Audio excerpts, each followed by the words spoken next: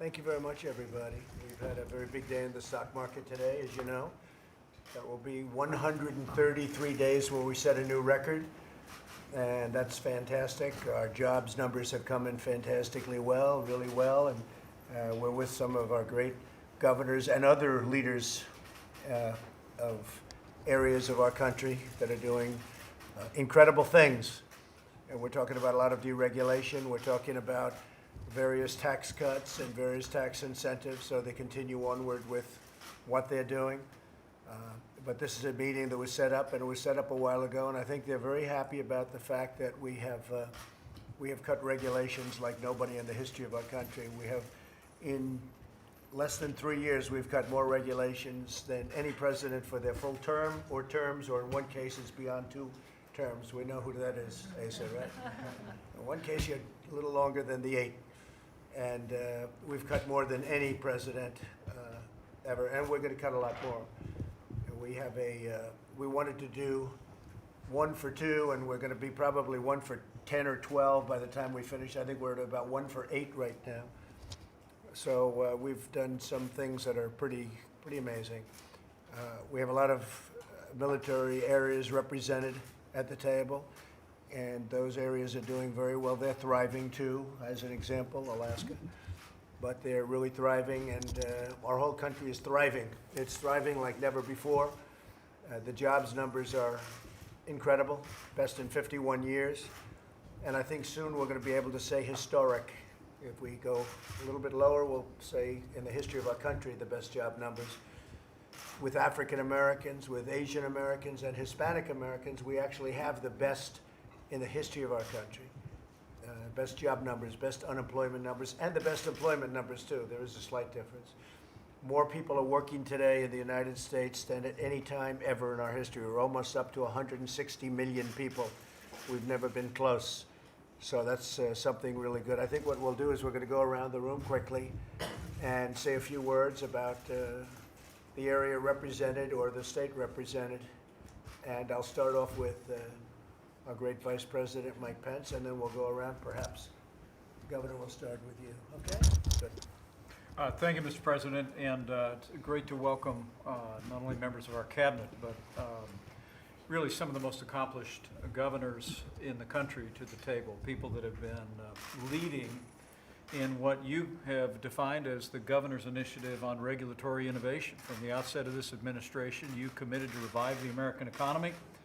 As you said, Mr. President, we cut taxes across the board for working families and businesses large and small. We've fought for free and fair trade with deals that were just announced and headed to the floor of the USMCA next week. Phase 1 on China, the Korea deal. We've worked to expand access to American energy.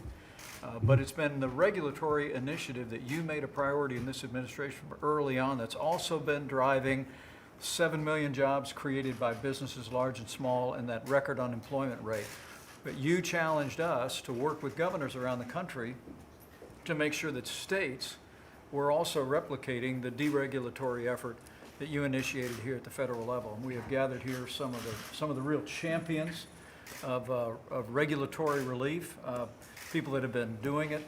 And the governor-elect from Mississippi, as in his role as lieutenant governor, has been a champion of regulatory reform. And so today really is about how we keep the momentum in the economy by encouraging even a greater partnership on freeing up the American people to create jobs and create wealth and opportunity. And I know they're all grateful for your leadership, Mr. President, but I know how grateful you are for the governors gathered around here and all those that they represent who have been taking the principles you've put into practice here at our nation's capital, putting them into practice at the local and state level to create jobs and opportunities for Americans. Good. Thank you, Mike, very much. Brad?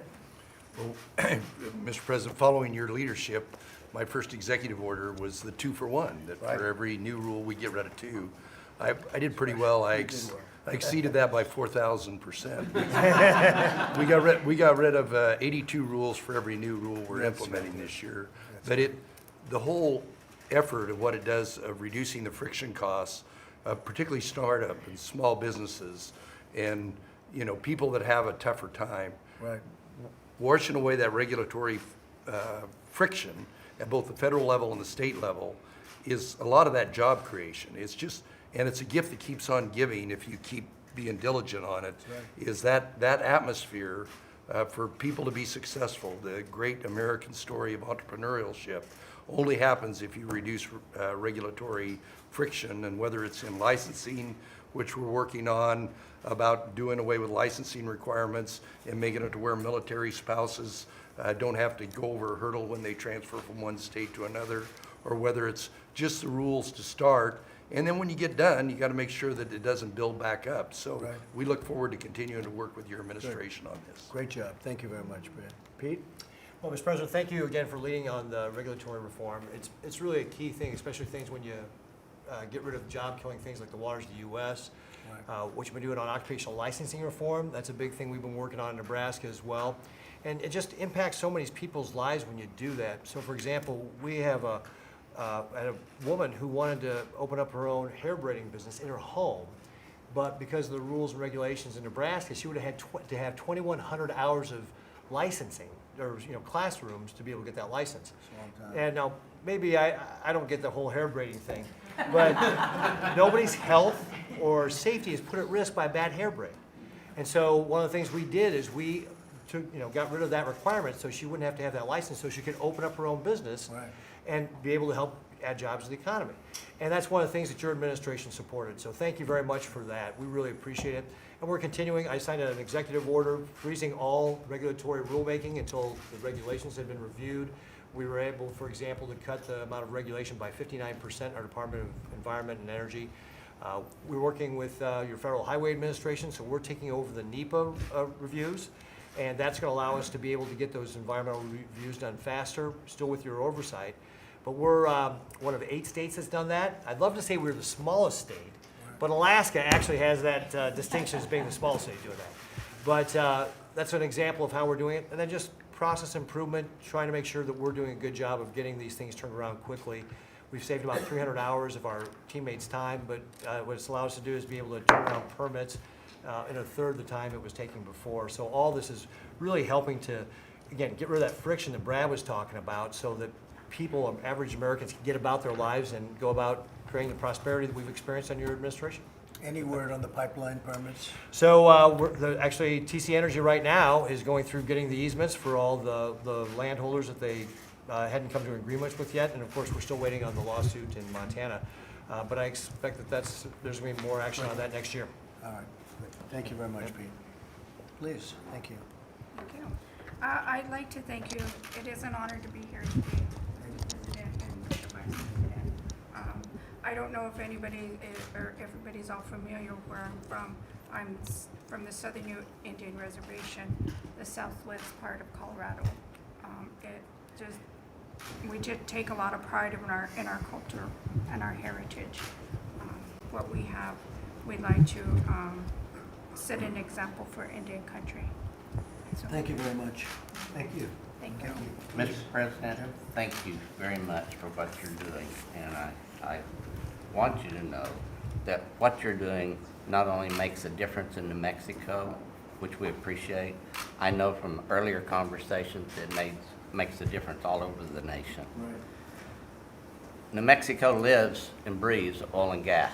We're your 3rd largest oil producer, 6th largest natural gas producer. In the last 2 years, we have $2 billion of surplus revenue to the state because of this industry. It's been amazing.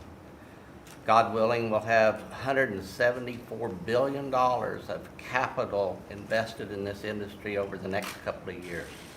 We have a lot of opportunities. So what's going to happen when they want to shut you down? Well, we're banking on you, Mr. President. You better bank on me. You're my friend, Jim. You have no choice. It's a great honor to know that we have that backstop for what we're trying to do.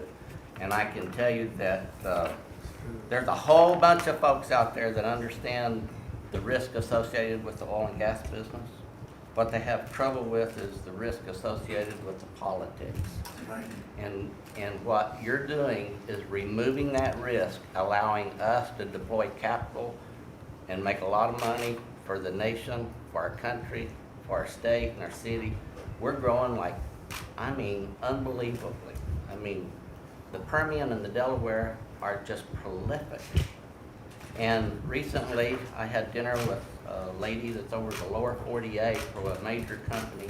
She told me that only about 10% of those reserves currently are being tapped with technology. So you can just imagine what's in front of us with the little entrepreneurship. So, And we're doing well out there, I understand. yeah, it's pretty nice right now. We appreciate it. Thank you very much. That's good. Thank you very much, Jim, please. Asa? Mr. President, first of all, congratulations on both USMCA, but also the first phase of China trade. That is, as you know, very important to my farmers in Arkansas, but also we're a global export in a lot of different areas, and so that trade is very important to us. Congratulations to you. That's keep at it. And then secondly, thanks for your leadership on regulatory reform. The fact that you and the Vice President has taken a leadership role, and it makes it easier whenever it comes to getting General Assembly legislative support. The public becomes more aware of this. And so we've made it a priority. It does impact the economy when we can reduce the burden of regulations and delays. Just in the air permitting, which is required, of course, for a manufacturing facility, we have reduced the wait time for an air permit by 600 days. Now that's just startling to think that there would be that kind of a backlog, but that's a kind of process improvement that helps industry either get a yes or a no more quickly. And then we've taken on, of course, the licensure reform to help those that are coming into the state, and your leadership on that has been very important. So thank you. You're doing a great job. Great job. Well, Mr. President, as you know, just a little more than a week ago, we had this just extraordinary jobs report yet again. The market watchers, the experts were saying we'd add about 180,000 jobs, which is a good number. And we just blew that out of the water with 266,000 additional jobs, and then adding 41 for September and October. Just another great month. And but as the Vice President said, we have to maintain that momentum. We can't rest content with what's going on right now. We need to continue to look for ways to improve the economy. USMCA is something that you and the Vice President and others have been championing as part of that solution for a long time. But dereg is such a good issue for you and the Vice President, others to be bringing out to the states. The jobs market that we're experiencing, it didn't just come about. There are reasons for it. And deregulation, as you've led it, is one of the prime reasons. The states now can be examples of leadership as well. And as Governor Hutchinson mentioned, occupational licensing, these requirements that you have a specialized license that varies from state to state. We're very concerned about military spouses. The soldier moves from state to state, and the spouse comes along. Military spouses move from state to state 7 times as much as average Americans. So this is a real burden on them. It's a burden on their families who are already sacrificing so much. And so we've been working with the states and others, and with the Second Lady as well, in trying to address that problem. Very good. Thank you very much. And I have to say, Governor-elect Tate Reeves, we spent a couple of days with you, and Governor-elect of a wonderful state, Mississippi, and he won, and he won easily. It was a tough race. It was a tight race, and people were watching it closely, and when he won easily, they don't cover it. Why is that? They didn't mention a thing, but that's okay. They know in your state, but you're going to do a fantastic job, and we appreciate you being here, Tate. Congratulations. That was a great race. You really ran a great one. It was pretty even, and he won by 7, and won by a lot, and we appreciate you being here. Go ahead, please. Well, thank you, Mr. President. And as a good mutual friend of ours says, these guys behind us don't ever cover airplanes that land safely. But the reality is that, and Secretary Scalia said this, which I think is very important, these job numbers, these lowest unemployment rate in Mississippi's history and America's history, the highest employment rate. We actually have 88,000 more people working in Mississippi today than was working 8 years ago. And what's important to note is these things don't just happen. It's not just happenstance. It's the fact that good policies work. They work for Mississippi's economy, and they work for America's economy. And so I just want to thank you very much for your leadership on regulatory reform, your leadership on cutting taxes, your leadership on lowering regulations, your leadership on the trade deals. It's making a difference in my state, and it's making a difference across the country. And thank you, and to the Vice President, for everything that you're doing. I look forward to working with you for the next 4 years. Good job, Tate. Thank you. Appreciate it. Russ, you want to say something? Yeah, I just want to build on the momentum of where we are. So in the first 3 years, the president has been able to lower regulatory costs by $50 million over 3 years. We're going to double that in the year 2020. What that looks like is about $220 billion of savings to the economy per year. So substantial growth from deregulatory initiatives. That's about $3,100 per family that's going to benefit when we're all said and done, when the president and the vice president are all said and done, of real money in household pockets. That looks like about 3 mortgage payments. That's about the size of a family's entire gas bill for the year. So this is real money, real benefit, and it's only just begun. Good. Thank you very much. Eric? Well, let me pile on the praise and tell you why it's so easy to do so in terms of a few Indiana indicators. When the Vice President handed me the keys in Indiana, we were heading in the right direction, humming along. But since that period of time, our budget committee just threw out our revenue numbers for the first 5 months of the year. We're 200 million plus above where it was projected to be. We've got about 13.9% in our cash reserves, about 2.29 billion in cash reserves. We've got more people working, just like in Mississippi, than ever before in our state's history. We've tripled the foreign direct investment in the last 3 years. And so we are moving in the right direction. And it's because of, as good as it was 3 years ago, it is great right now because of this partnership and because the tax and the regulatory environments work. Big difference. Yeah, Big huge. difference. It is the difference. Great job you're doing. Thank you very much. David? Well, sir, we manage a lot of land. Some of that land is Indian land that we manage with the tribes. And so today, Chairman Sage and I began a process with the rulemaking that will allow them to better define how they want to have their land managed. And then we'll approve a single permit that then they can manage the land going forward. So it's really exciting. Interior's been a leader in the deregulation effort. We've issued the second most deregulatory number of regulations, and we've really punched above our weight. Our permitting times are down, and revenue for oil and gas is nearly double from where it was when the president took over. That's great. Thank you very much, David. Please, David, go ahead. Mr. President, it's a pleasure to be here. I want to thank you for all the things that you're doing, because I don't think what people realize is the numbers don't lie. The numbers don't lie when you're talking about unemployment, investment, et cetera. And what you're doing for the country is obviously helping Alaska tremendously.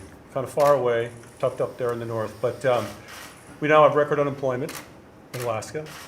Our GDP is up now 2 quarters in a row. Personal income is up higher than it's been in 10 years.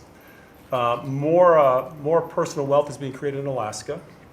I also want to do a shout out for the troops.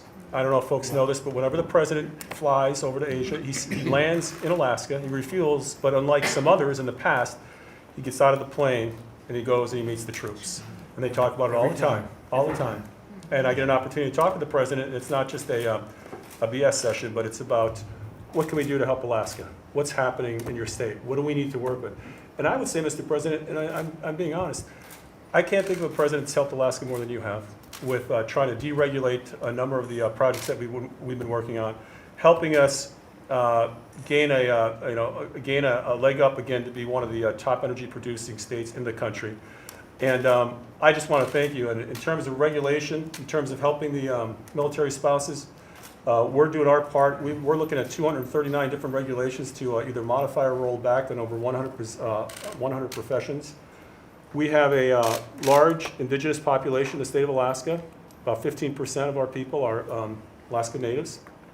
And your work on working on missing indigenous women, your work on public safety, your work on opiates, again, the numbers don't lie. You're doing a tremendous job, and I want to thank you on behalf of the people of Alaska because what you're doing is helping us tremendously as well.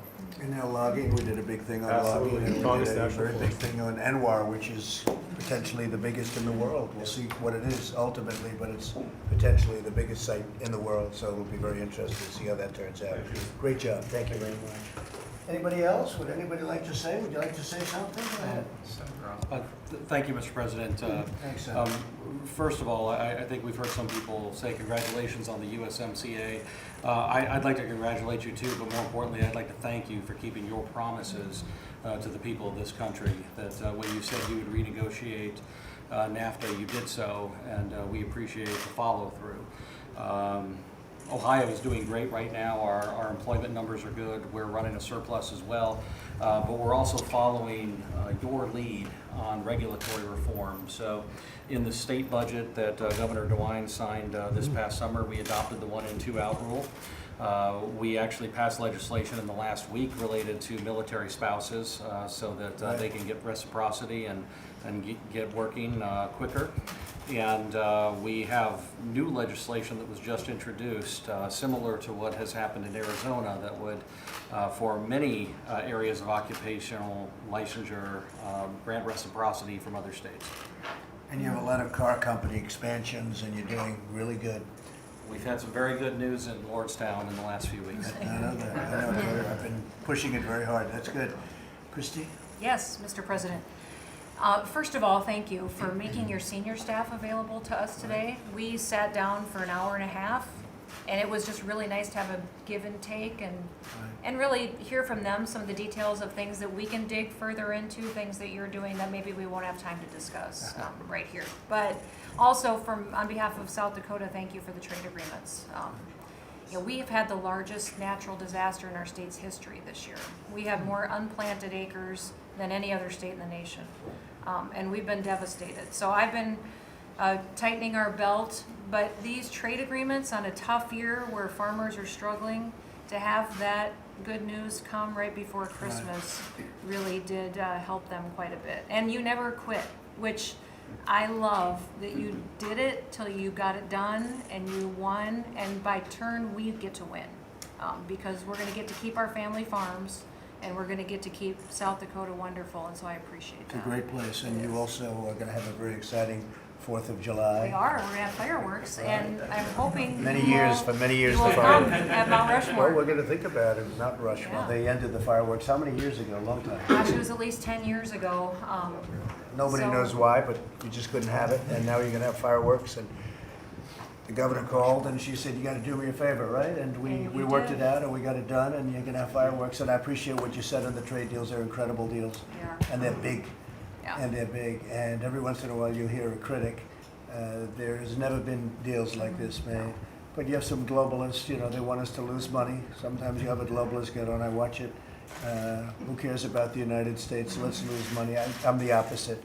When I have deficits, I don't like deficits. You have some people that don't mind deficits. I don't like factories closing and plants closing in this country, going to another country, taking our jobs. So I've never really been one to want to put up with it even. I've been watching it. It's probably one of the reasons I'm president. I've watched that for so many years, where your factories and your plants all over, whether it's Indiana or any other state. Even you, Asa, right? Every once in a while that closed one over there, but the fact is, I would watch as they close plants. Everybody gets fired. They move to Mexico or some other place, including China. And in China, they don't move. They just buy the product. And some people are happy, but no, not me. We keep our jobs. They're moving back. The agreement's very tough. The USMCA is very, very tough. It's very hard to move. Economically, it makes it really prohibitive to get out. That was very important to me. But no, I'm not a globalist. I love this country, and we're going to take care of our country. The deal with China is a massive deal from a manufacturing standpoint. But the farmers, I guess, maybe will be the biggest beneficiary of all. You see that already. Yes. And China's already started to buy. I told them 4 or 5 weeks ago it looked like we were going to get to a deal. I said, start buying now. You got to start buying now, and they did. And we're doing a lot of business with the farmers in China. And so the deal will be finalized over the next couple of weeks. It's actually translation is the biggest thing. The deal is finished, but the translation is very important. I said, make sure you have the right translators because you can lose a lot with bad translation. So we're working on getting that done, but it's going to be really a big, it's going to be, I think you already see it. I think most of you see that now with China, right? They've already come in and they're buying very big. So anyway, we have a tremendously successful country. I think economically it's the most successful it's ever been. Our military is totally rebuilt.